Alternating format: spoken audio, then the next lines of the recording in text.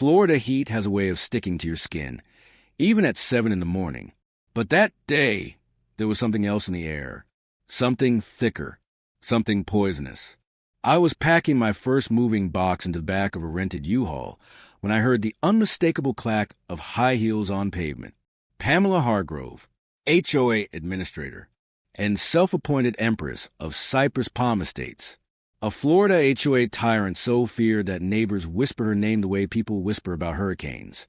Quietly, like mentioning her could summon her, she marched straight toward my driveway like a queen returning to her throne. Her oversized sunglasses reflected the U-Haul behind me, her French manicured nail pointed directly at my face. "Ethan Brooks," she said, voice sharp as a broken shell.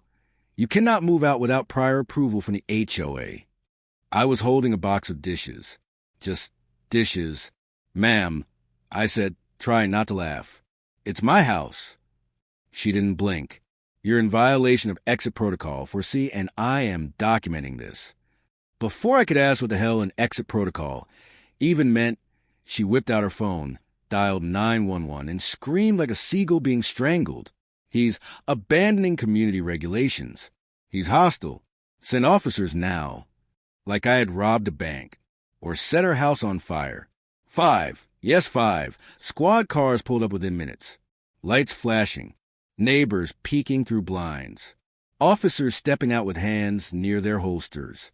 For a man moving plates. One cop looked at her, confused. "Ma'am, he's literally holding Pyrex bowls." But Pamela was in full performance mode. "He's breaking HOA statute protocol. He can't leave."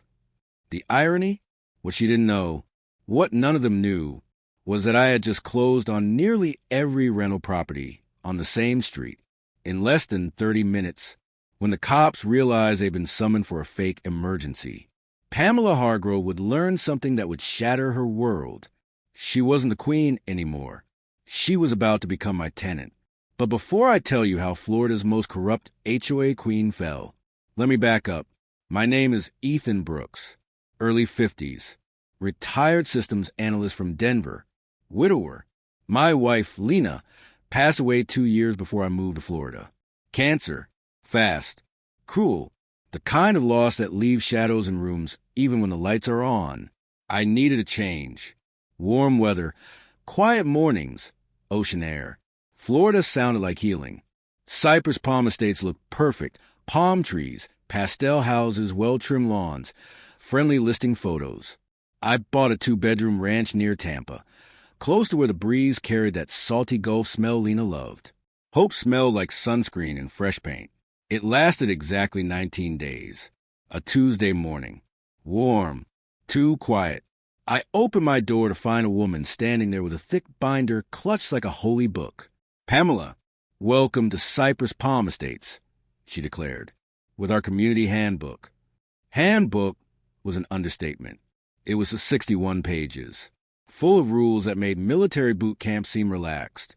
Grass must be between 2.25 and 2.75 inches. Garbage cans invisible at all times. Mailboxes must be painted horizon beige. # for no holiday lights. Before December 1st at 6 p.m. sharp. No decorations larger than 14 inches. No overnight guests without HOA notification. No music audible beyond 6 feet of your home.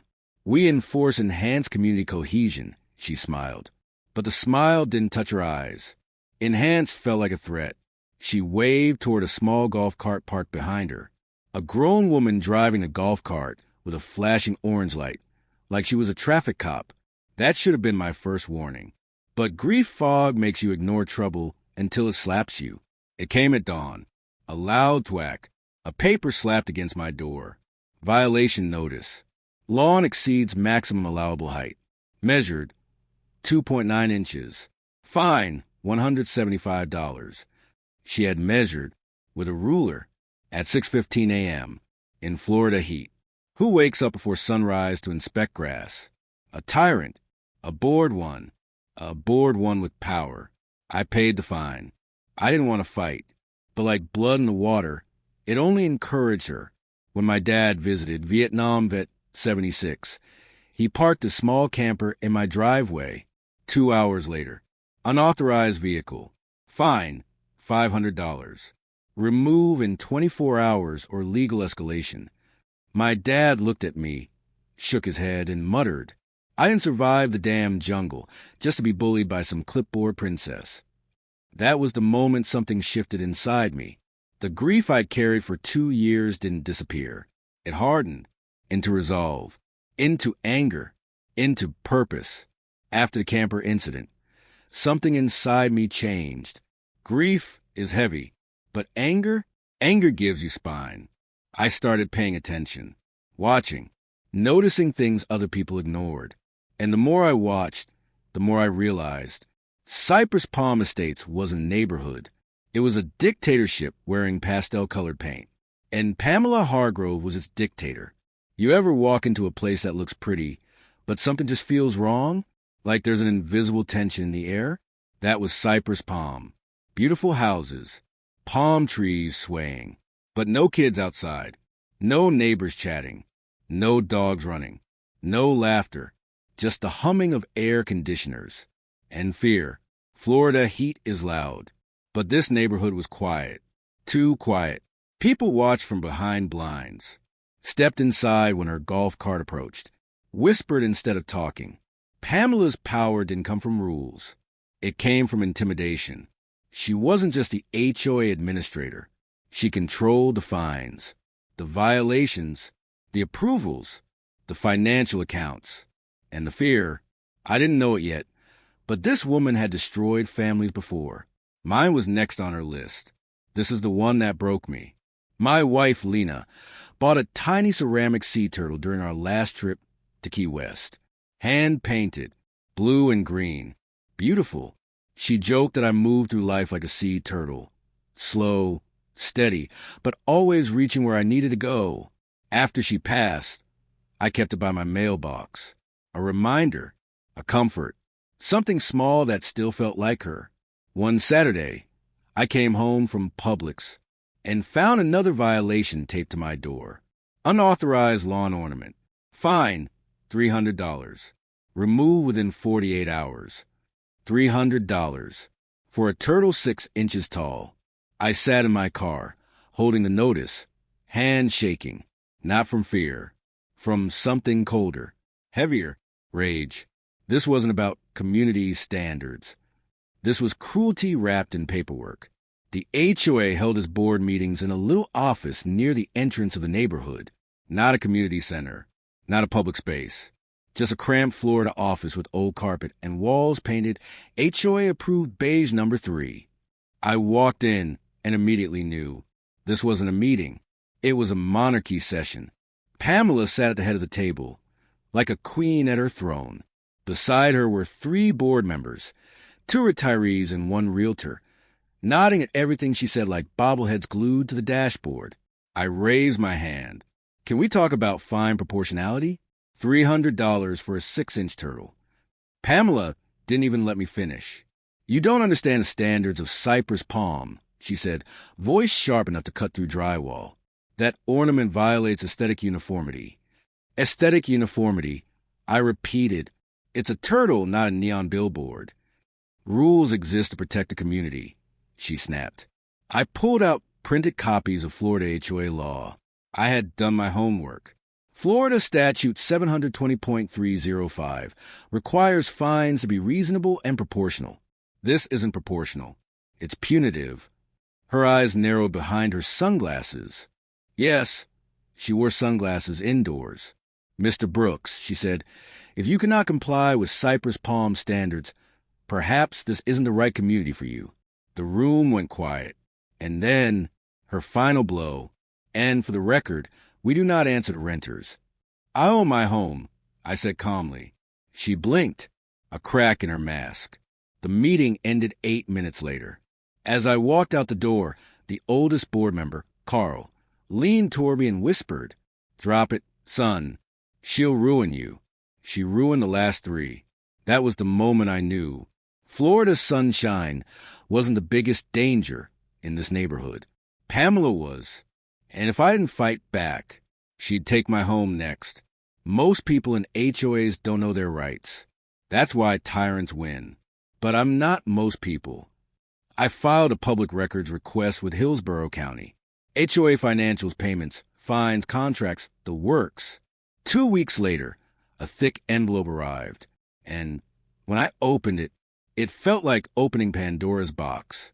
$52,000 in fines collected last year. Only $12,000 spent on actual community improvements. The rest? Listed as administrative fees, which in HOA language means Pamela was funneling money into her own pocket. She was the administrator. She controlled the accounts.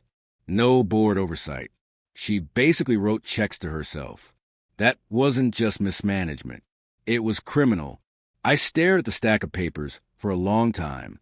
Then I whispered to myself, "Okay, Lena, I'll fight."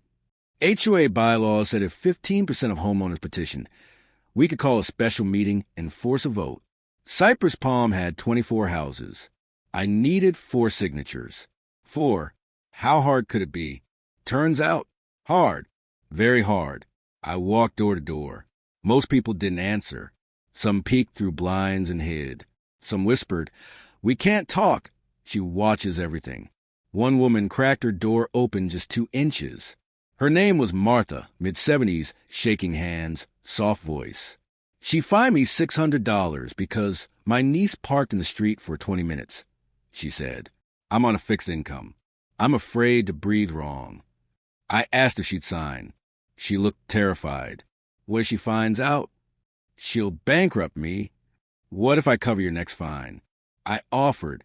She paused, eyes filled with relief and disbelief. "You do that?" "Yes," I said. She signed. Then something unexpected happened. Word spread quietly.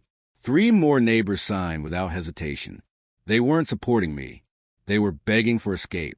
The special meeting petition was officially filed. Pamela received it the very next morning.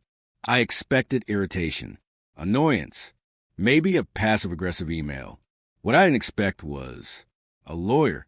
At 10:14 a.m., she slid an envelope under my door. Not mailed, not taped, personally delivered, like a threat left on the doorstep.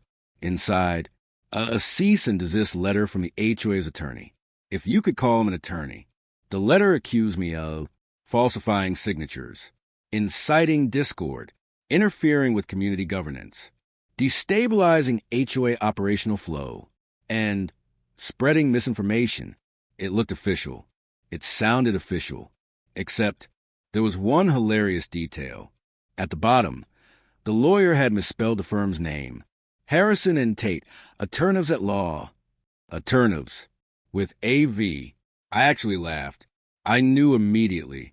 Pamela hired someone cheap, desperate, sloppy, a paper tiger. And now, she knew I was coming for her. If she was going to use legal threats, I was going to use real law. I drove to downtown Tampa, met with attorney Elaine Foster, a 62-year-old, sharp as a switchblade, with a voice that carried courtroom authority. Her office smelled like old books and burned coffee. She read the cease and desist, looked at me, smirked. "This isn't a legal document," she said. "This is a tantrum printed on letterhead." She thumbed through the HOA's financials I collected. Then she looked up, eyes narrowing. "Ethan, this is embezzlement. Not small, not borderline, not accidental. This is felony-level theft." She tapped 3 lines with her pen. "Transfers from HOA account to Cypress Admin Services, LLC. Vendor consulting fees to an unknown shell company. Administrative reimbursements with no receipts." Then she asked, "You ready to burn her kingdom?" I nodded. "Good," she said, "because HOAs, they're corporations, and corporations can be bought." I leaned forward. "What do you mean?" "You buy enough properties," she said, "and you own the board." Just like that. Not a metaphor. A legal fact. "Ethan," she continued, "you get 51% of the votes, you run the HOA, or you dissolve it completely." I sat back, mind spinning. Was that even possible? Elaine nodded slowly. You take her power the way she took everyone's money, strategically. And in that moment, everything clicked. HOA wars aren't won by yelling or complaining. or arguing. They're won by ownership. I thanked Elaine, walked out of her office with a plan in motion. This wasn't just a fight anymore. This was a takeover. Back at home, I did what I do best. I built a spreadsheet. 24 houses in Cypress Palm Estates. Votes per property, 1. Majority needed, 13. I researched ownership records. 7 houses owned by investors, 2 facing foreclosure, 3 owned by elderly residents struggling with fines, 12 owner-occupied. Investors don't love HOA drama. They love cash. Foreclosure homes? Cheap. Elderly residents struggling? Motivated to sell. I marked my targets. If I played this right, I could take her down without raising suspicion. All I needed was money. A lot of money. Good thing I had savings. And Lena's life insurance. I wish you were here to see this. She'd laugh. Call me overdramatic. But she'd understand. I wasn't just fighting for myself. I was fighting for a community held hostage. Property number 1. A 3-bedroom rental owned by a man in Ohio who hadn't visited in years. I called him. Hi, I'm interested in buying your property in Cypress Palm Estates. He sighed. Take it. HOA is a nightmare. I'll sell $18,000 under market. Under market. I accepted within minutes. He emailed the contract, signed and ready. Vote count. Ethan, 2. Pamela, 0. And she didn't even know it yet. Word travels. Not loudly, not publicly, but neighbors whispered. Someone whispered to someone, who whispered to someone else. Eventually, it reached Pamela. She found out that a house on her street had quietly changed ownership, but she didn't know to whom. That ignorance ate her alive. That afternoon, she sent a community-wide alert. Emergency HOA meeting, attendance mandatory. Mandatory? Laughable, but strategic. That night, the room smelled like cheap coffee and Florida humidity. She stood at the head of the table, gripping paperwork like it was a lifeline. We are under attack, she proclaimed. Her voice wobbled, not dramatically, genuinely. She was scared. There's an outside investor acquiring properties. We will not allow corporate interests to destroy our community. Corporate interests. She thought some Wall Street firm was coming, not a widower with a spreadsheet. Then she introduced a new rule. Rental property surcharge, $1,500 per quarter. Triple fines for absentee owners. A desperate attempt to push the mystery buyer out. I sat in the back, arms crossed, silent, smiling, because I knew something she didn't. I protect my investments by living in one of them if needed. You can't surcharge an owner-occupied home. She had just declared war on the wrong person. One of the renters, Marcus, a 32-year-old paralegal, attended the meeting too. He spotted me afterward. You buying houses? He whispered. Yes. Good, he said. Pamela fined me $400 because my car looked dusty. I want her gone. He became my eyes, my ears, my insider. The enemy had a golf cart. I had a paralegal. Game on. You can always tell when a corrupt person feels their throne shaking. They don't get quieter. They get louder. Pamela's golf cart siren began echoing through the neighborhood every morning. She added a little flashing red and orange light to it, like she was running a crime scene investigation. She would stop in front of random houses, take photos, write fines, slam notices on doors. The power she once used like a toy, she now wielded like a weapon. But the harder she pushed, the more cracks she created. And those cracks led me straight to her weakest point. Marcus called at 9:42 a.m. She's at the office right now, he whispered. Alone, doors locked, been shredding papers for an hour. Shredding papers. That told me everything. People only shred when they're scared. Or guilty. Or both. I grabbed my keys, drove to the HOA office building near the entrance of Cypress Palm Estates, and parked across the street. Through the tinted window, I could see shadows moving. Her silhouette, her messy bun, the frantic pulling of documents. She was destroying evidence. The exact evidence that would have proven my case. But she made one mistake. The office's blinds didn't cover the bottom quarter of the window. and I spotted something glowing, a small red light, a security camera inside the HOA office. If that camera recorded inside the room, then everything she shredded, everything she touched, everything she moved was already archived. She thought she was covering her tracks, but she was documenting her own downfall. I didn't break in. I didn't confront her. I didn't need drama. I needed law. I walked into the Hillsborough County Sheriff's substation, met Deputy Angela Ruiz, someone Elaine had recommended. I handed her a written request. Potential destruction of financial records by HOA administrator, requesting preservation of security footage. Angela read it carefully. "You're not accusing her yet," she noted. "Not yet," I said. "Just asking for preservation." She smirked. "Smart. Legal. Surgical." She filed a request. Stamped it. Now, if Pamela touched that footage, if she deleted anything, it would be considered evidence tampering, a felony. And I hadn't even confronted her yet. I was still quiet, still invisible, still the nobody she underestimated. Property number 2 was a foreclosure case. Bank-owned, vacant, unloved, unmowed. The kind of place where an HOA queen like Pamela would lose her mind. Grass 5 inches high. She probably cried herself to sleep. I contacted the bank's asset manager. Made an offer. They accepted instantly.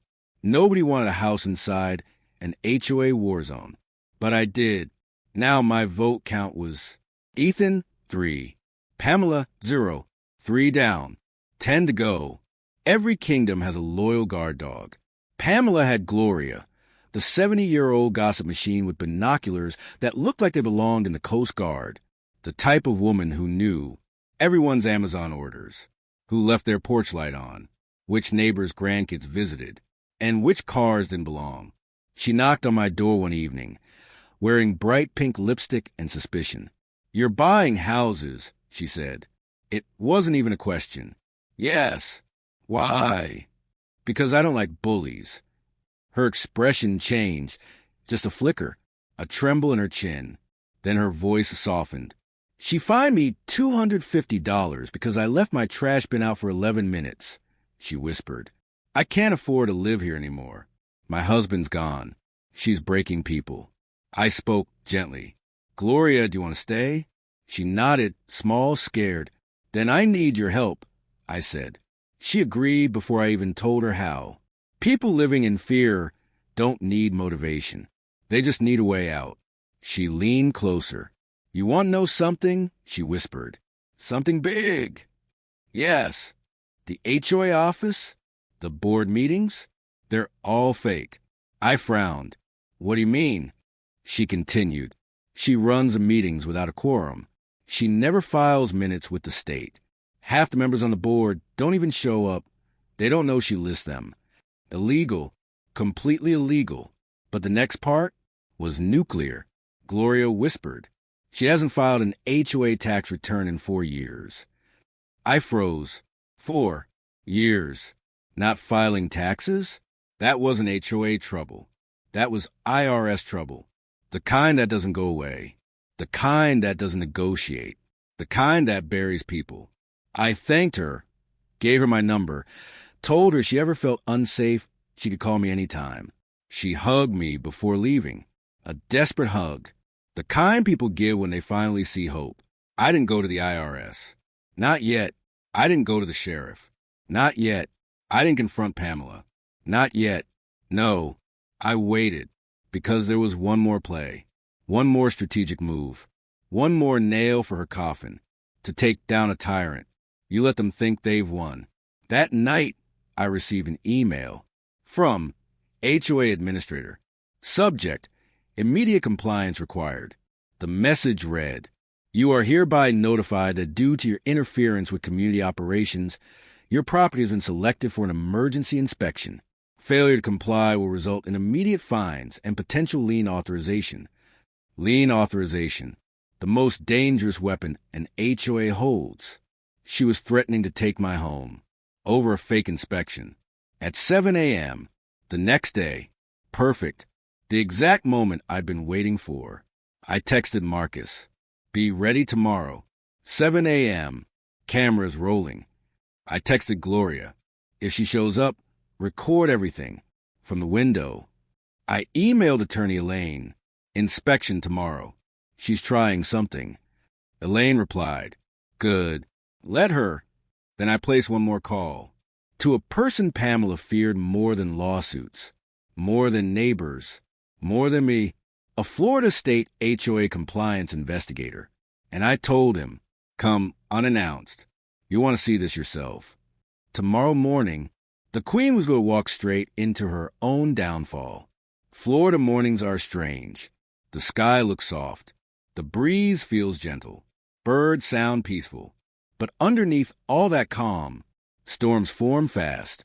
And on that morning at 6:59 a.m., a storm was about to hit Pamela Hargrove, and she never even saw the clouds.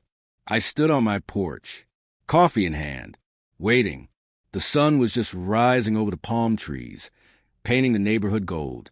And then, like a demon summoned by paperwork, Pamela's golf cart screeched into my driveway, the flashing orange light spinning, like a cheap carnival ride, clipboard in one hand, phone in the other, her mouth already twisted into that signature, I enjoy being evil smirk. Behind her, the compliance officer she paid under the table, a guy named Rick who barely knew how to hold a tape measure. But today, they weren't alone. Marcus was watching from his house doorway, phone recording. Gloria was recording from her living room window through lace curtains. 2 other neighbors peeked out too, quiet, scared, curious. And parked 2 houses down, in an unmarked white SUV, sat the Florida HOA compliance investig. He watched everything. Pamela didn't notice him. She was too focused on her prey. She hopped off her golf cart. Mr. Brooks, she barked, step aside. This is an emergency HOA inspection. I stayed calm. Under what section of the bylaws? She hissed. You know exactly which one. No, I said, voice calm, steady. Please explain it. For the record. Her eyes flashed. That phrase, for the record, made her nervous, because she had always assumed people wouldn't question her. Rick, the inspector, stepped forward awkwardly. We, need to check your siding, and your mailbox, and your, grass. My grass was perfectly trimmed. I mowed it yesterday. Pamela shoved him aside. Don't speak. I'll handle this. She pointed to my front step. Your welcome mat is non-compliant. I looked down. A plain brown welcome mat. What's wrong with it? I asked. It is not HOA-approved beige, she snapped. I blinked. Beige? It's brown. That's the problem. I bit back a laugh. Next, she pointed at my porch light. It is too bright. It's a 60-watt bulb, I said. Exactly. We require 40 watts. I raised an eyebrow. There is no rule about wattage. There is now, she snarled. I modified the rules last night. Across the street, Marcus whispered to his phone. She just admitted to modifying bylaws without a vote. Beautiful. The investigator parked down the street, typed something into a tablet. Pamela was digging her own grave, one angry sentence at a time. She stomped toward my garage. And this, she yelled, this is an egregious violation. I followed her gaze. A broom, a literal broom, leaning against the wall. What's a violation? I asked. It's visible from the street. It's a broom. You are creating an eyesore. She was spiraling, fast. Her voice got louder, her gestures wilder, her rage uncontrollable. And every second she talked, everything was being recorded by neighbors, by phones, by the investigator, and by her own stupidity. She stepped inches from my face. You think you can undermine me? She hissed. You think you can challenge me? I run this community. I decide who stays and who leaves. She jabbed her finger into my chest. You're done here. I'm issuing a lien today. You'll lose this house in 3 months. Something in the air shifted. She had crossed the line, not just legally, not just ethically, but publicly. She threatened me, on camera. in front of witnesses. And then she made the fatal mistake. She turned and screamed loud enough for the whole neighborhood to hear. I don't care about the law. I am the law here. Every door cracked open. Every neighbor froze. And from the SUV down the street, the HOA compliance investigator stepped out, badge in hand. He walked toward us calmly. Very calm. Too calm. Like a surgeon approaching a patient he already knew couldn't be saved. "Ms. Hargrove," he called out. Pamela turned, and her face drained of color. Who are you?" He held up his badge. "State of Florida HOA Oversight Division. I'm here in response to a preservation request and to investigate destruction of financial records." She froze. Her mouth opened, closed, open again. I haven't destroyed." He pointed toward the HOA office down the street. "We have internal camera footage and witness testimony and multiple homeowner complaints and evidence of unauthorized bylaw modification." Her breathing got shallow. He stepped closer. "And just now, you verbally admitted to ignoring state statutes and threatening a homeowner with a legal lien action." He gestured to Marcus, and it was all recorded. Pamela shook her head. No, this can't." The investigator pulled out a single sheet of paper, a notice. "Effective immediately, you are suspended as HOA administrator pending further investigation." She stumbled backward. No, you can't do this. I am this neighborhood." He replied, "Not anymore." Pamela's legs buckled. She dropped her clipboard. Paper scattered across my driveway like fallen leaves. Sweat dripped down her forehead. Her face turned red, then pale, then blotchy. She gasped for air. "I built this place. I controlled this place. You people can't do this to me." Neighbors emerged from their houses. Slowly, carefully. People who once feared her now stared at her with relief. And something she had never seen before. Powerlessness. Rick, the fake compliance officer, took one step backward, lifted his hands, and said, I don't know her like that. Bro, I was just helping for gas money." Even I had to fight a smile. The investigator handed her one final notice. She read it. Her mouth trembled. Her hands shook violently. "No, please." She collapsed onto her knees. But it was too late. The investigator's voice was final. "Ms. Hargrove, you're ordered to vacate your position immediately. All HOA files, keys, and access codes must be surrendered today." Neighbors clapped. Quiet at first, then louder. A sound Pamela was never used to hearing. The sound of her losing. As the investigator walked away, Marcus beside me whispered, "Ethan, you just broke the queen." But I didn't smile. Not yet, because taking down Pamela wasn't the end. It was only the beginning. There were still properties to buy, still a board to take over, still an HOA structure to dismantle. Pamela falling was a victory, but it wasn't the war. The war was just beginning. And Florida? Florida was about to witness the biggest HOA takeover it had ever seen. Most people think that when a tyrant collapses, the world celebrates. Music plays. Birds sing. Everything gets better. But that's not how real life works. When Pamela fell, Cypress Palm Estates didn't cheer. It held its breath. Because removing the queen, that just leaves a kingdom leaderless. And a leaderless HOA is a dangerous, unpredictable animal.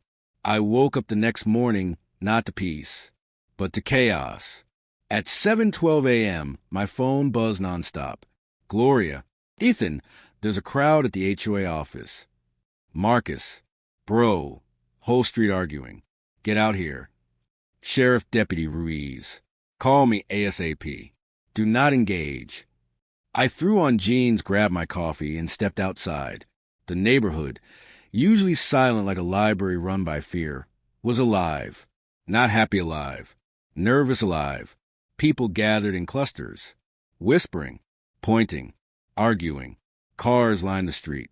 A few news vans had parked near the entrance, with reporters sniffing around. And up the street, in front of the beige HOA office building, a small mob had formed. Every HOA needs someone in charge. And with Pamela suspended pending investigation, everyone suddenly wanted the throne. Or worse, everyone feared someone else getting the throne. A man in his 60s shouted, "We need an interim president." A woman yelled back, "No, we need a full board election." Another resident, a loud guy in flip-flops and cargo shorts, screamed, "The whole HOA should be dissolved." Voices layered on top of each other. This place is falling apart. No one's enforcing rules now. Fines should be refunded. I want my $250 back for the trash bin incident. We should sue the HOA. We should shut it down completely. And through the chaos, people looked at me. Why? Because I was the one who took down the queen. They didn't know how much I had planned, how many properties I now quietly owned, how close I was to majority vote control. But they sensed something changing, something shifting. And for the first time, they weren't afraid. Fear died the moment Pamela fell. Now it was replaced with confusion. And confusion can burn a neighborhood faster than any tyrant. Yellow tape wrapped around the HOA office door.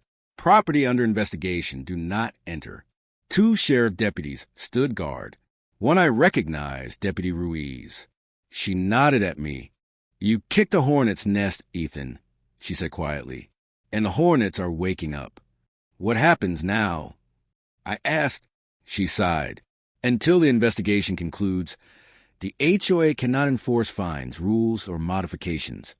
"So the HOA is frozen?" She nodded. "Temporarily." That word hung in the air. Temporarily. But temporary in Florida can mean a week, a month, or until someone with money forces change. Deputy Ruiz leaned in. "People are scared. Some want leadership. Some want revenge. Some just want someone to blame because they've been silent for too long." "And you think they'll blame me?" I asked. She shrugged. "You're the one who lit the match." Now everyone's staring at the fire. A golf cart rolled up to the crowd. 3 people sat in it. The old HOA board members. But something was off. The one in the middle, Carl, looked exhausted. Hair messy. Eyes red like he hadn't slept. He raised a trembling folder. "Folks, we need order. We need." People immediately exploded. You let Pamela run wild. You approved her fines. You never stopped her. You enabled her. Carl yelled back, voice cracking, "We didn't approve anything. She didn't even let us see the books. She ran everything on her own." The crowd faltered. Even I paused, because I believed that. Pamela ran everything. She showed the board whatever she wanted. Signed documents without permission. Fake votes. Faked approvals. Carl pointed a shaky finger toward the yellow-taped office. She kept all records locked in that room. We had no access. We tried to stop her, but she threatened US too. For the first time, I saw it. They weren't villains. They were prisoners, just like everyone else. The crowd slowly dissipated into smaller arguments. Carl, hands trembling, walked over to me. "You're Ethan, right?" he said quietly. "I am." He swallowed hard. "Thank you. That surprised me." He continued, "You did what we couldn't, what we were too scared to try." I nodded slowly. "I'm sorry she dragged you into this." He shook his head. "She didn't drag us. She controlled us." Then he said something unexpected. "Ethan, you know the neighborhood better than anyone now. You've seen the damage, the fear."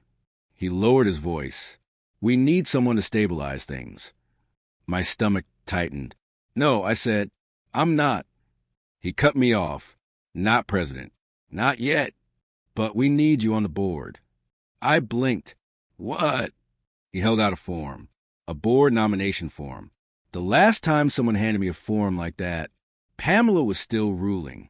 Now the kingdom was empty, and Carl was asking me to step inside. "Why are you asking me?" I said. Carl exhaled heavily. "Because the neighborhood listens to you." "They do?" I asked, honestly surprised. He nodded. "They watched you stand up to her. They saw how she reacted. They saw you weren't afraid." He looked down. "And we're all tired of being afraid. A neighbor, then another, and then another approached. "Ethan, we trust you. You're the only one she couldn't break. You helped us when nobody else did." And then Gloria stepped forward. With her shaky hands and soft voice, she placed a palm on my arm. "Please, Ethan, help us fix what you ruined." I stood there in the Florida sun, heat rising off the pavement, palm leaves rustling faintly above. I didn't ask for leadership. I didn't plan to become the face of this battle. My plan was simple.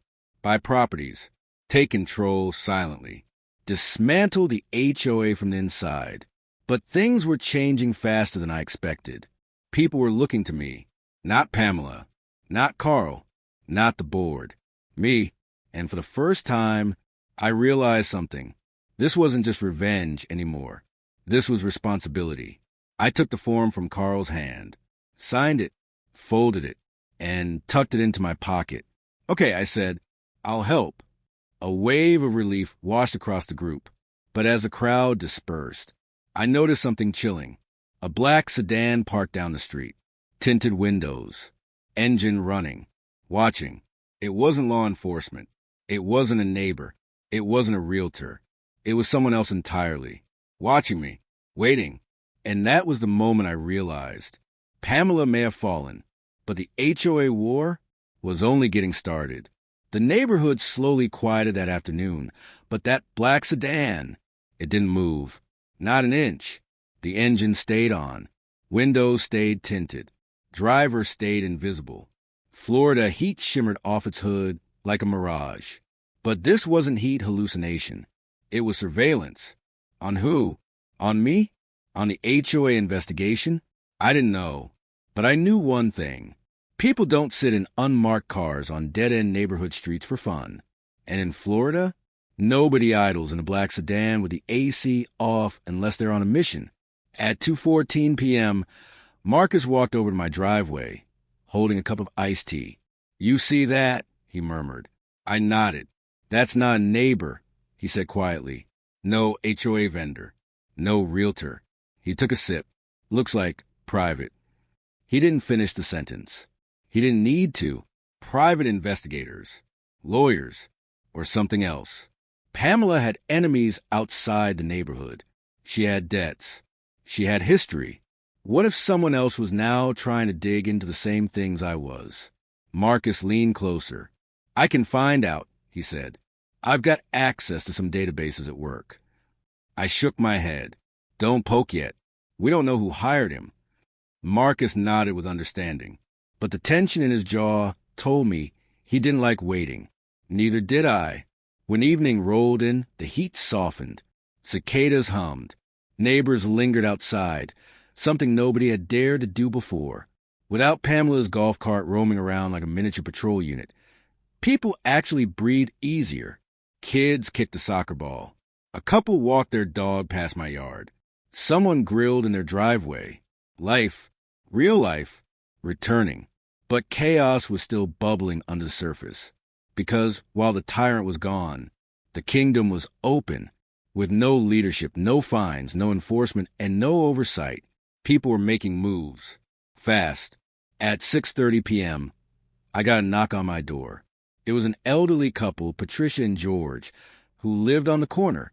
George tugged his baseball cap nervously. "Ethan, we heard you were buying houses." I didn't deny it. He swallowed. "We want to sell." Patricia clasped her hands. "We can't handle the stress anymore. And we know you're trying to fix things. We'd rather sell to someone who cares." I invited them inside. We talked. They weren't greedy. They weren't desperate. They were tired. Tired of fear. Tired of fines. Tired of being policed over house paint and mailbox shines. By the time they left, I had agreed to buy their home. Vote count. Ethan, 4. Pamela, 0. I wasn't even trying aggressively. People were coming to me like I was the safety net they never had. And honestly, I wanted to help them. But with every house I bought, the black sedan somehow looked more interested. Around 8:45 p.m., just before sunset, I saw 3 people walk toward the sedan from the opposite end of the street. They were a tall man in a suit, a woman holding a briefcase, and someone I recognized. Carl, the former HOA board member. My heart clenched for a second. Why was he talking to them? He approached the driver's window. The glass rolled down only halfway. They spoke quietly. Too quietly. The woman with the briefcase handed Carl a document. He stared at it,